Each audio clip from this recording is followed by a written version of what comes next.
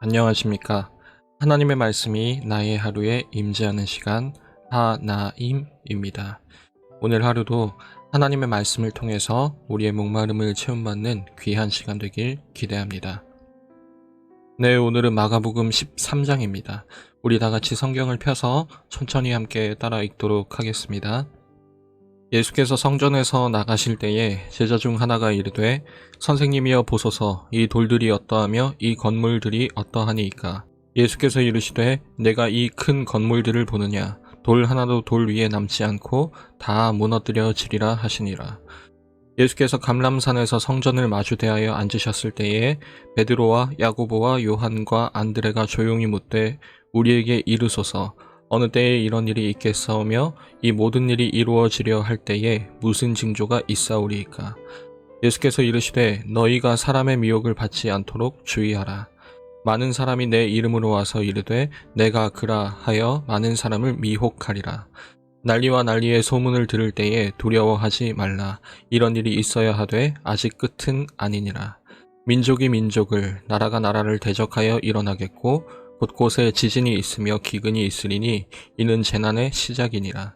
너희는 스스로 조심하라. 사람들이 너희를 공회에 넘겨주겠고 너희를 회당에 매질하겠으며 나로 말미암아 너희가 권력자들과 임금들 앞에 서리니 이는 그들에게 증거가 되려 함이라. 또 복음이 먼저 만국에 전파되어야 할 것이니라. 사람들이 너희를 끌어다가 넘겨줄 때에 무슨 말을 할까 미리 염려하지 말고 무엇이든지 그때에 너희에게 주시는 그 말을 하라. 말하는 이는 너희가 아니요 성령이시니라. 형제가 형제를 아버지가 자식을 죽는 데에 내주며 자식들이 부모를 대적하여 죽게 하리라. 또 너희가 내 이름으로 말미암아 모든 사람에게 미움을 받을 것이나 끝까지 견디는 자는 구원을 받으리라.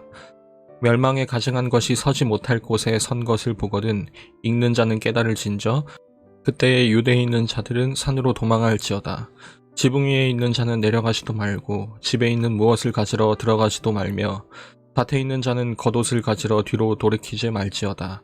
그날에는 아이 벤 자들과 젖먹이는 자들에게 화가 있으리로다. 이 일이 겨울에 일어나지 않도록 기도하라. 이는 그 날들이 환난의 날이 되겠음이라. 하나님께서 창조하신 시초부터 지금까지 이런 환난이 없었고 후에도 없으리라.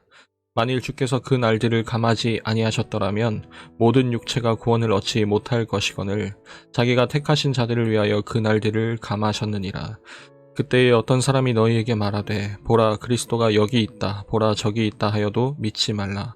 거짓 그리스도들과 거짓 선지자들이 일어나서 이적과 기사를 행하여 할 수만 있으면 택하신 자들을 미혹하려 하리라. 너희는 삼가라. 내가 모든 일을 너희에게 미리 말하였노라.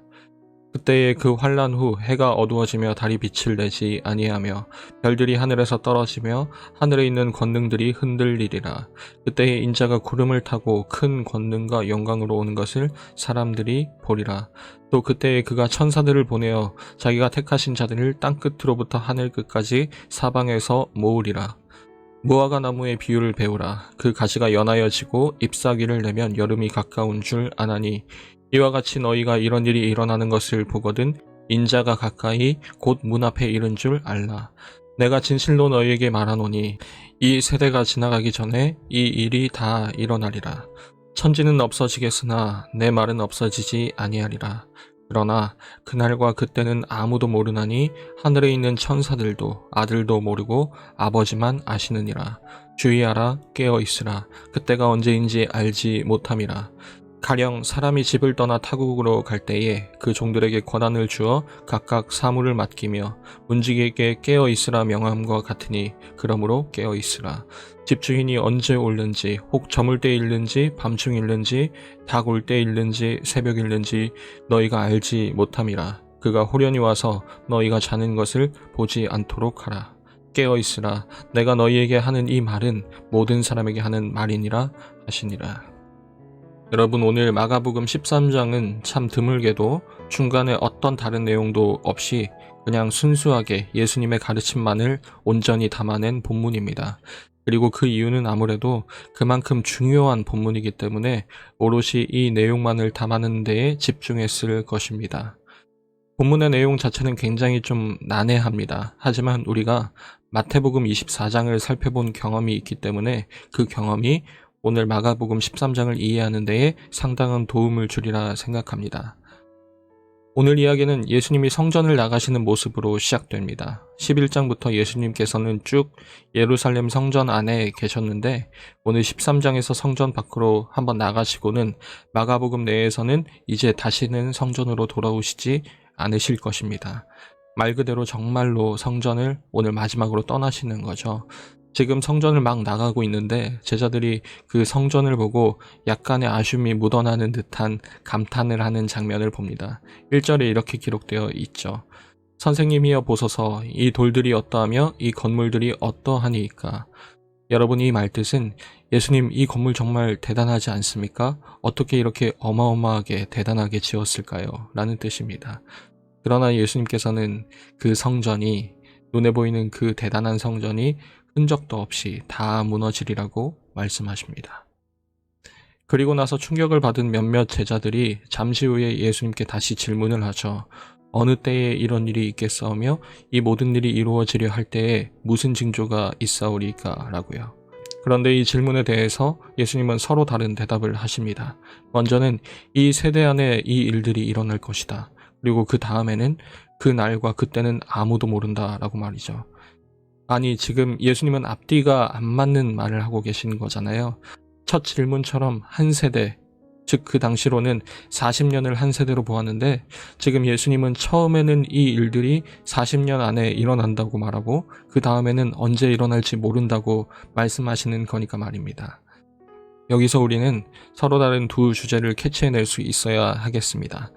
32절을 기점으로 전자는 주후 70년에 일어나게 될, 그러니까 앞으로 한 세대 내에 일어나게 될 예루살렘 성전의 파괴에 대해 말씀하시는 것이고, 후자는 인자가 다시 오는 날, 즉 우리 주님께서 재림하시는 때에 대해서 말씀하시는 것으로 보아야 한다는 것입니다. 먼저 예루살렘 성전이 파괴될 것에 대해서는 이렇게 말씀하시죠. 그때가 되면 많은 이들이 자기가 그리스도라며 행세할 것이고 많은 사람들이 거기에 속아 넘어갈 것이다. 그러나 너희는 스스로 주의하고 속아 넘어가지 않도록 하라. 그리고 내가 맡긴 이 복음을 아무리 너희가 거부당하고 미움받는다 하더라도 멈추지 말고 전파하라.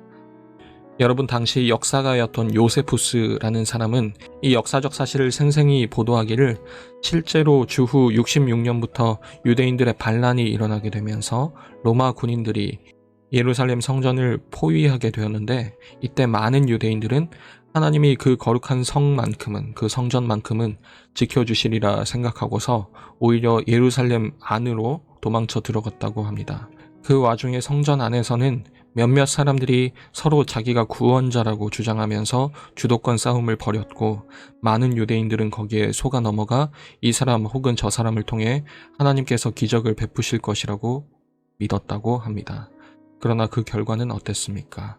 그 아름다웠던 성전은 예수님 말씀 그대로 돌 하나도 돌 위에 남지 않고 다 무너졌습니다.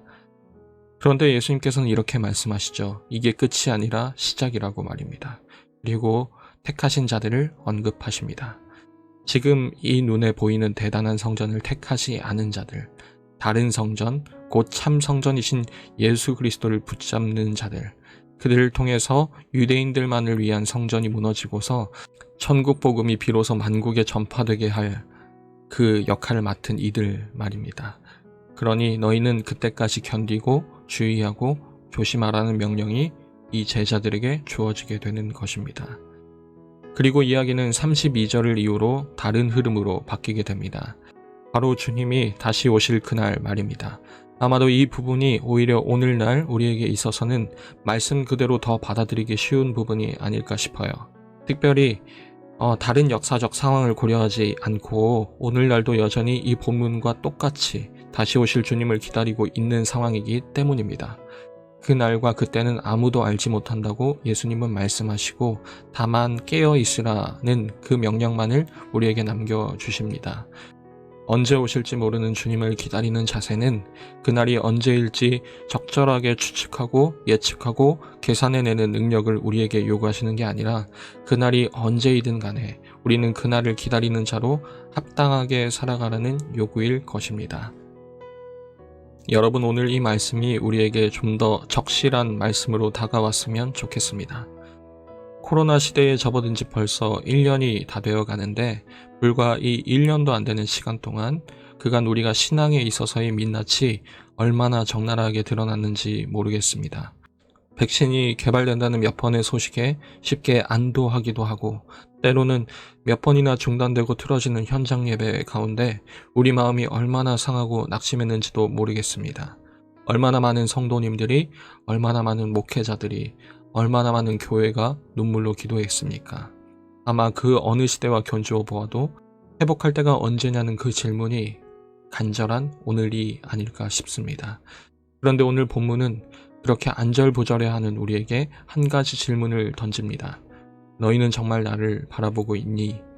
정말 깨어 있어서 나를 기다리고 있니? 아니면 단순히 상황의 회복이라는 다른 주인을 기다리고 있니? 여러분, 그러고 보면 우리는 수많은 기도와 예배를 드렸지만, 그것이 정말 다 우리의 진심이었지만, 그 어렵고 답답한 시기에서 어쩌면 오히려 예전보다 더 주님에 대해서는 둔감해져 있는지도 모르겠다는 생각이 듭니다. 지금 우리의 최대의 관심사는 과연 주님인가요? 회복인가요? 주님으로 말미암은 회복인가요? 아니면 단순한 코로나 사태로부터의 회복인가요? 만약 우리가 원하는 것이 정말 주님이라면, 주님으로 말미암은 그 회복이라면, 그것은 지금도 가능하다는 사실을 잊지 않았으면 좋겠습니다. 코로나도 주님을 가로막지는 못함을 기억했으면 좋겠습니다. 오늘 그리고 하루하루 주님을 묵상하고 알아감은 지금도 그 어떤 제약이 없음을 잊지 않았으면 좋겠습니다. 우리 주님께서는 그 시간과 모든 장벽을 뚫어내시고 우리 매일의 삶에 응답해 주실 것입니다. 그런 주님을 기대하고 또 찬양하며 오늘 하루를 잘 마무리할 수 있었으면 좋겠습니다. 매일 저녁 9시 하나님의 말씀이 나의 하루에 임재하는 시간, 오늘은 이것으로 마치도록 하겠습니다. 모두들 평안한 밤 되시기 바랍니다.